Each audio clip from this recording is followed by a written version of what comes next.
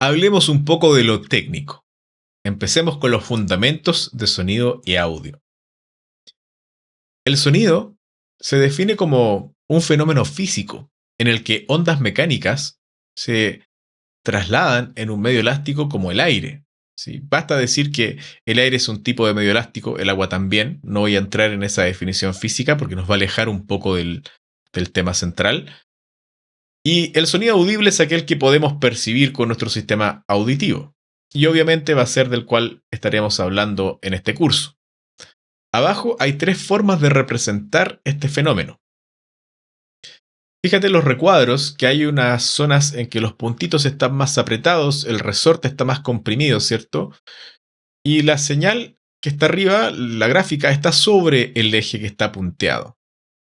Fíjate que los tres tienen esta correlación que cuando está bajo el eje la curva, cuando el resorte está más extendido, las partículas están más separadas, ¿cierto? Son formas de representar el fenómeno físico. En el de más abajo, los puntitos son moléculas de aire. En el resorte podemos representar la compresión de estas partículas como la compresión del resorte, la energía que se acumula en esa compresión. Y arriba podemos ver que si estás sobre el eje hay compresión y si estás bajo el eje, hay rarefacción o descompresión. ¿Sí? Son tres formas de representar este fenómeno. Nosotros vamos a trabajar más con la de más arriba porque vamos a ver más adelante que eso es una forma de onda, como se llama en ingeniería, puntualmente una sinusoidal que se usa mucho en el análisis por distintos temas teóricos y la vamos a ver de hecho en los programas de audio. El audio es la representación eléctrica del sonido, porque como ves, anteriormente hablábamos de partículas de aire en el espacio, eso es un fenómeno acústico. Pero cuando esto pasa por el micrófono y llega a nuestros sistemas, pasa a ser una señal eléctrica y ahí vamos a hablar de audio. Y quiero hacer una distinción entre lo que es el audio análogo y el digital, porque es una confusión muy recurrente, porque no se explica muy bien cuál es la diferencia entre estas dos formas de tratar el audio. Para eso quiero que veas este dibujo. Tenemos el fenómeno acústico del parlante moviendo, ¿cierto? Con su membrana moléculas de aire, lo cual causa que se estén empujando y eso genera puntos de compresión y de rarefacción, que se representan con el color negro y blanco respectivamente. Cuando trabajas de forma análoga, tú tienes una señal continua, tienes un circuito por el que los electrones van viajando con esta señal y vas procesándola mediante los componentes eléctricos, mediante condensadores, resistencias y otros más. Se habla de señal análoga porque las variaciones de esta señal que ocurren en el circuito son análogas o parecidas a las variaciones que ocurren en el fenómeno acústico. Fíjate que ahí estoy viendo una curva de voltaje versus tiempo, que es muy típica en el análisis de audio, y estoy viendo una sinusoidal que representa el fenómeno acústico. Y se repite lo que te decía, si estás sobre el eje hay más compresión y si estás bajo el eje hay rarefacción. Entonces yo puedo decir que si tengo un voltaje negativo, yo puedo decir, bueno, eso fue porque en ese momento había una rarefacción de las moléculas de aire y si estoy sobre el eje había una compresión de las moléculas de aire. Yo puedo llegar matemáticamente a esa conclusión observando el fenómeno acústico y lo que pasa dentro del circuito. Distinto es lo que pasa en un fenómeno digital, que hay una discretización del proceso. ¿Por qué? ¿Por qué? Y de hecho hay pérdida de información. Pero ¿por qué ocurre esto? Porque lo análogo es un proceso más natural, por ponerle alguna etiqueta, porque físicamente la señal se mueve a través de los circuitos, ¿cierto? Y todo bien.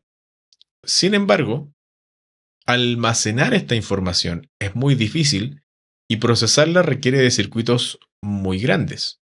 Si tú ves la foto de los estudios análogos de antaño, eran unas cajas metálicas gigantescas con mucha tecnología análoga, obviamente, pero lo digital permite trabajar con grandes volúmenes de información, procesarlos de manera mucho más ágil, pero con el compromiso de que hay algunas pérdidas, como por ejemplo que se requiere discretizar la señal. Cuando tiene una señal continua, no hay distancia entre un punto de información y otro.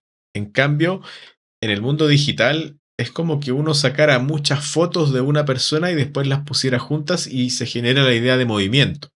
Y ahí eso es lo que represento abajo con esa señal media cuadrada, o cuadriculada, mejor dicho. Y eso se transmite a través de un tren de ondas de unos y ceros, ¿ya? Eso es lo que se conoce como el código binario. Entonces llega esta señal análoga, porque de hecho llega el fenómeno acústico, pasa por un micrófono, ¿cierto? Un preamplificador, que lo vamos a ver más adelante.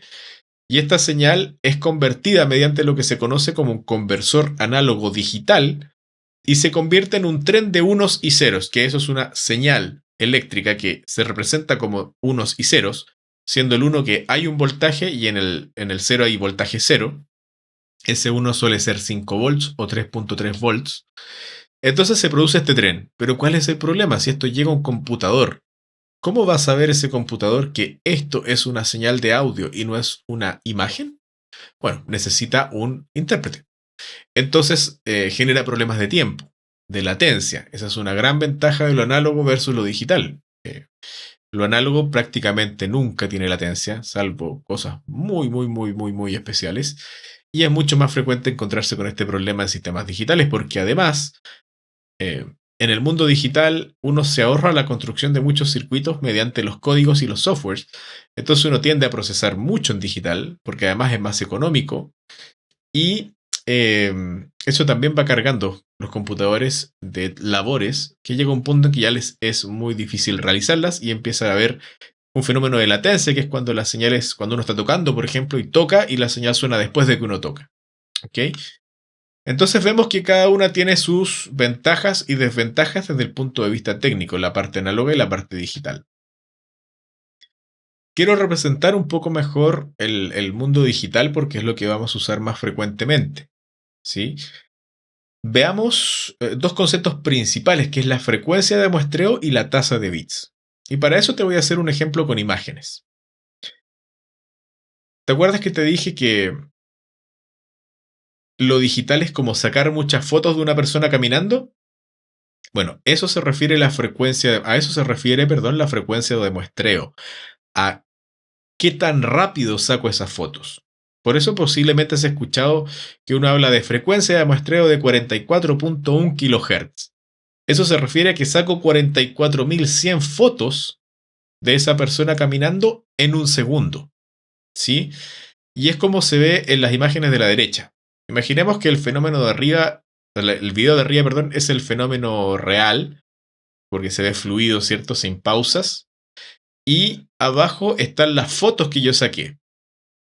Entonces, lo de arriba podría ser una representación análoga, que es fluida y todo, pero sería muy compleja de representar en sistemas análogos, pero abajo tienes un sistema digital que saca fotos de la persona jugando golf y las reproduce tan rápido que da la idea que estás viendo un continuo. Por otra parte está la tasa de bits, que la voy a relacionar con los colores, ¿sí? La tasa de bits se refiere a que, así como estamos discretizando en el tiempo, también discretizamos en la amplitud. Y la amplitud se refiere al volumen de una señal. Cuando tú ves la señal cuadrada que te mostré anteriormente, te das cuenta que en el tiempo hay saltos, pero también en la altura hay saltos. Eso significa que los bits te dicen cuáles son los volúmenes posibles que puedes almacenar. Por ejemplo, yo tengo una señal análoga que voy a digitalizar y que tiene en un instante de tiempo un nivel de 3.5. Pero mi digitalizador solo tiene el número 3 y el número 4. Entonces, cuando digitalice la información, va a tener que acercar ese 3,5 al 3 o al 4, de acuerdo a algún criterio de digitalización, porque no tiene la posibilidad de guardar ese nivel 3.5 y ahí hay efectivamente una pequeña deformación de la señal, tan pequeña que nosotros no la percibimos. Entonces, Eso es importante saber, que así como se discretiza en el tiempo, se discretiza en la amplitud, y por eso cuando uno configura un programa de audio, lo primero que uno tiene que ver es la frecuencia de muestreo y la tasa de bits, porque eso es un indicador de qué tan buena va a ser la calidad de digitalización.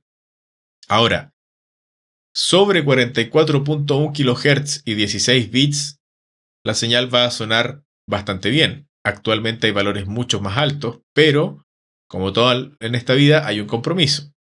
Mayor frecuencia de muestreo o mayor tasa de bits implica mayor carga computacional. Entonces va a depender de tus equipamientos, hasta dónde puedes llegar con eso, y también si uno tiene una interfaz de audio, puede haber limitaciones técnicas. Entonces con esto ya quiero cerrar esta descripción de lo análogo versus lo digital, y porque es muy importante conocer las ventajas y desventajas de cada mundo, sobre todo porque hay mucha información un poco confusa al respecto. Esto ya es una descripción más técnica de cómo opera cada sistema. Y bueno, tú puedes elegir si usas procesos análogos en algunas etapas, en otras puedes usar digitales, hay sistemas híbridos también, y es todo un mundo el que vamos a conversar más adelante cuando hablemos de la cadena de audio y de los procesadores. Nos vemos allá.